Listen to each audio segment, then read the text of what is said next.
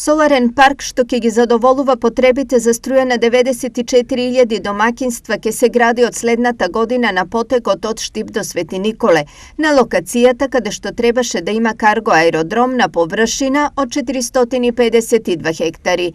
Инвестицијата, која со одлука на владата е прогласена за стратешка, е процената на околу 270 милиони евра. Согласно планот, првите количини на електрична енергија ќе протечат во текот на 2023 година, а целосна реализација се очекува до крајот на 2024 година.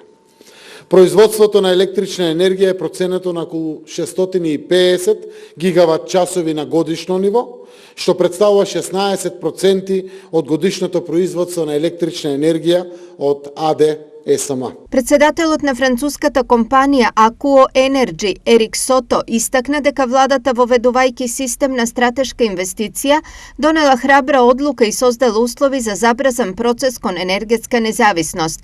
Екипата на Akuo Energy ќе работи со македонската администрација за да се изгради француско-македонскиот проект и да се потврди взаимната соработка, истакна Ското. Како што знае председателот на владата, десетина француски компании, секоја од нив меѓународно призната, во моментот работат на своето позиционирање на македонскиот пазар.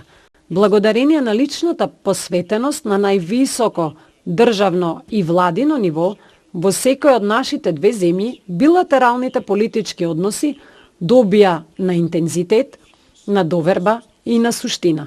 Првите количини на електрична енергија ќе протечат во 2023 година, а целосна реализација се очекува до крајот на 2024. Станува збор за директна француска гринфилд инвестиција, најголема од овој домен за македонската економија.